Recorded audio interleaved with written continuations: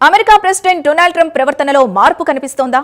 ఇటీవల America ప్రజలిచ్చిన shock కి పద్ధతి మార్చుకొని దారికొచ్చాడా అంటే అవునని అంటున్నారు అమెరికన్ పొలిటికల్ పండిట్స్.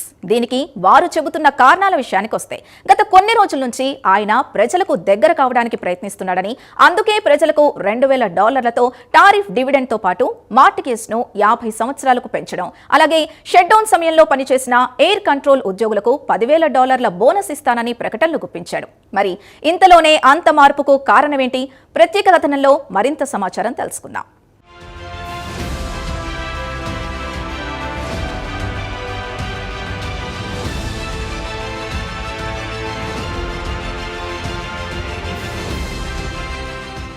ఎవరికైనా ఎదురు దెబ్బలు తగిలితే తప్ప తత్వం బోధపడదు. అదే విషయం ప్రస్తుతం అమెరికా ప్రెసిడెంట్ డొనాల్డ్ ట్రంప్ విషయంలో జరుగుతోంది. ఇటీవల ముగిసిన న్యూయార్క్ మేయర్ ఎన్నికతో పాటు న్యూజెర్సీ, వర్జీనియా గవర్నర్ ఎన్నికల్లో రిపబ్లికన్ పార్టీ ఘోరంగా ఓడిపోయింది. ఇక పని అయిపోయింది అనుకున్న డెమోక్రటిక్ పార్టీకి తాజా గెలుపుతో మరింత ఆత్మవిశ్వాసం పెరిగిపోయింది. ఈ దెబ్బకు ప్రెసిడెంట్ డొనాల్డ్ ట్రంప్ డీలా పడ్డాడు. ప్రజలు ఆగ్రహంగా ఉన్నారని గమనించాడు. ఇక ట్రంప్ తీసుకువస్తున్న అనాలోచిత నిర్ణయాల వల్ల ప్రజలు తీవ్ర ఇబ్బందులు పడుతున్నారు. ద్రవ్యోల్బణం విపరీతంగా పెరిగిపోయింది. సామాన్యుడి బ్రతుకు దుర్భరమైంది. దీంతో పాటు తాజాగా ఆయన అప్రూవల్ రేటు దారుణంగా పడిపోయింది. ఇది గమనించిన ట్రంప్ కాస్త జోరు తగ్గించాడు. ప్రజలకు దగ్గర కావాలని చూస్తున్నాడు. వెంటనే పలు ప్రతిపాదనలు ప్రతిపాదించాడు. ఇతర దేశాలపై టారిఫ్ విధించడం వల్ల దేశంలోకి పెద్ద మొత్తంలో డబ్బు వచ్చిందని చెబుతున్నాడు. ఈ డబ్బుతో ప్రతి ఒక్కరికి $2,000 డివిడెండ్ ఇస్తామని హామీ ఇచ్చాడు. అలాగే హెల్త్ కేర్ చెల్లింపులు నేరుగా ప్రజలకే ఇస్తానని, మార్టిగేజ్ లోన్ కాలపరిమితిని 50 సంవత్సరాలకు పొడిగిస్తానని, షట్డౌన్ సమయంలో పనిచేసిన ఎయిర్ ట్రాఫిక్ కంట్రోల్ సిబ్బందికి ఒక్కొక్కరికి $10,000 బోనస్ ఇస్తానని హామీలు గుప్పించాడు.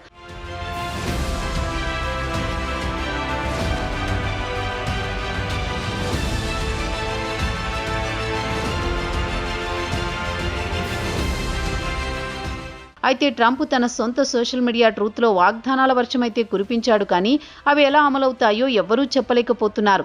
ఆయన చేసిన కొన్ని ప్రతిపాదనలకు చట్టసభల్లో అనుమతి పొందాల్సి ఉంటుంది. ఇక మార్టిగేజ్ విషయానికొస్తే బ్యాంకులో ఇళ్లు తనఖా పెట్టి రుణం తీసుకుని చెల్లింపులు 50 సంవత్సరాలకు పెంచుతానంటున్నాడు Trump.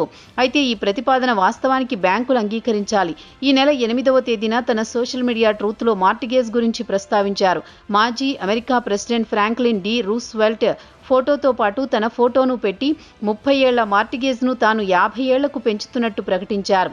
The great American presidents అంటూ హెడ్డింగ్ పెట్టారు. ట్రంప్ ఇలా మార్టిగేజ్ను 50 ఏళ్లకు పెంచుతున్నట్టు ప్రకటించగానే దీనిపై పెద్ద ఎత్తున విమర్శలు వెల్లువెత్తాయి. ఫాక్స్ న్యూస్కు ఈ నెల 10వ తేదీన ఇచ్చిన ఇంటర్వ్యూలో ట్రంప్ ఈ విషయం ప్రస్తావించారు. దీంతో నెలకు ఈఎంఐ తక్కువ చెల్లించాల్సి వస్తుందన్నారు. 30 ఏళ్ల పాటు కట్టాల్సిన ఈఎంఐ 40 ఏళ్ల దాకా కట్టుకోవచ్చునని ఫాక్స్ న్యూస్ ఇంటర్వ్యూలో హోస్ట్ లారా ఇన్గ్రాహంతో మాట్లాడుతూ చెప్పారు.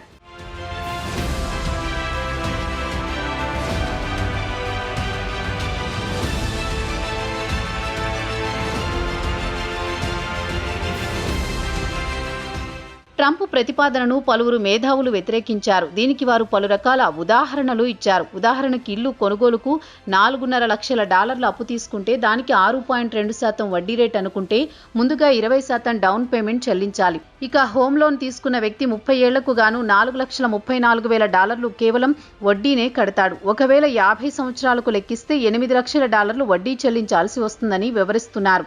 ఇక హోమ్ లోన్ తీసుకున్న వ్యక్తి ప్రారంభంలో కొన్ని సంవత్సరాల పాటు కేవలం వడ్డీ మాత్రమే చెల్లిస్తాడు.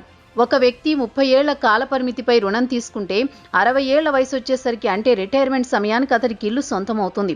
అదే 50 ఏళ్ల మార్టిగేజ్కు తీసుకుంటే 80 ఏళ్ల వయసు వచ్చినప్పుడు మాత్రమే రుణ విముక్తుడవుతాడు. అప్పుడు సొంతింటి యజమాని అవుతాడని వివరించారు రియల్ ఎస్టేట్ రంగానికి చెందిన నిపుణులు. తక్కువ మొత్తంలో ఈఎంఐలు చెల్లిస్తే ఇంటిపై పెద్ద మొత్తంలో చెల్లింపులు చేయాల్సి వస్తుంది. దీంతో ఇళ్ల ధరలు పెరిగిపోతాయని, సామాన్యుడికి ఇంటి ధరలు అదుపులో ఉండవని హెచ్చరిస్తున్నారు రియల్ రంగానికి చెందిన నిపుణులు.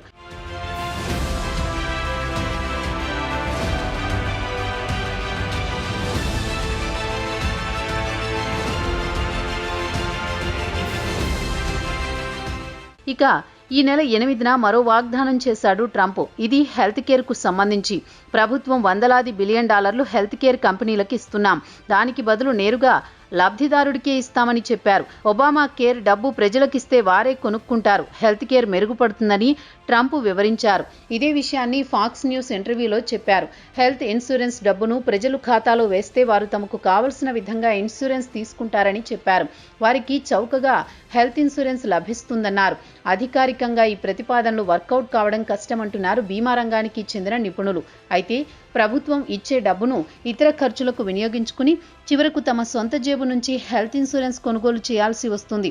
ఇక ట్రంప్ ఇన్సూరెన్స్ కంపెనీలకు నేరుగా డబ్బు చెల్లించే బదులు ప్రజలకు ఆ డబ్బిస్తే వారంతా అంటాలు వారే పడతారనే ఆలోచనలో ఉన్నారు. అయితే అమెరికాలో మెడికేర్ మాత్రం అస్తవ్యస్తంగా ఉంది.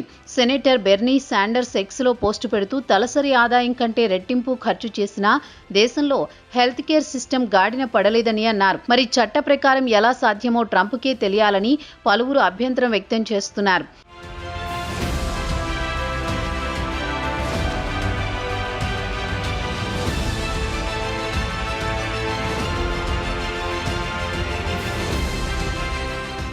ఇక ట్రంప్ మరో ప్రతిపాదన ప్రపంచంలోని పలు దేశాలపై ఎడాపెడా టారిఫ్ బాదేసి పెద్ద మొత్తంలో డబ్బు తెచ్చా ఆ డబ్బును ప్రతి ఒక్కరికి $2,000 చొప్పున డివిడెండ్ పంచుతానంటూ ప్రకటనలు చేశారు.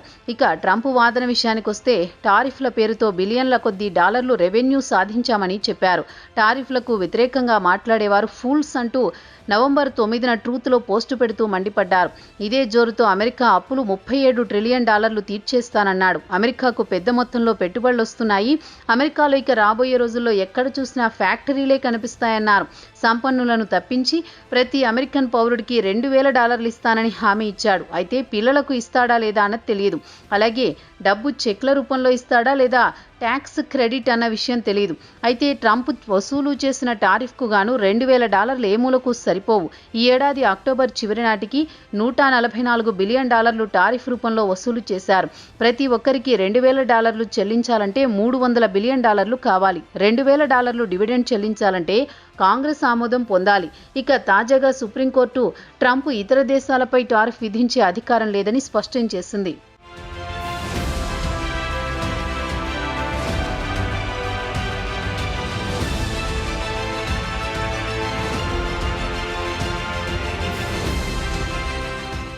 ఇక అమెరికా 44 రోజుల పాటు షట్డౌన్లో కొనసాగింది. ఈ సమయంలో ఎయిర్ ట్రాఫిక్ కంట్రోల్ సిబ్బంది పనిచేసినందుకు $10,000 బోనస్ ఇస్తామని ప్రకటించాడు. దీనికి కాంగ్రెస్ అనుమతి కావాలని ట్రాన్స్పోర్టేషన్ సెక్రటరీ సీన్ డుప్పీ ఎక్స్ ఒక పోస్ట్ పెట్టాడు. షట్డౌన్ సమయంలో మీరెంతో కష్టపడ్డారు, దేశభక్తిని చాటారు, మన ఆకాశాలు సేఫ్గా ఉంచేందుకు ఎంతో కృషి చేశారని డుప్పీ ఎయిర్ కంట్రోల్ సిబ్బందిపై ప్రశంసలు గుప్పించారు. మీకు బోనస్ ఇప్పించేందుకు కాంగ్రెస్ నొప్పించడానికి ప్రయత్నిస్తానని హామీ ఇచ్చారు. షట్డౌన్ సందర్భంగా చాలా మంది వేతనాలు తీసుకోకుండా పనిచేయాల్సి వచ్చింది. చాలా మంది కొన్ని రోజుల పాటు పనిచేసి విధులకు వెళ్లడం దండగాని మానేశారు.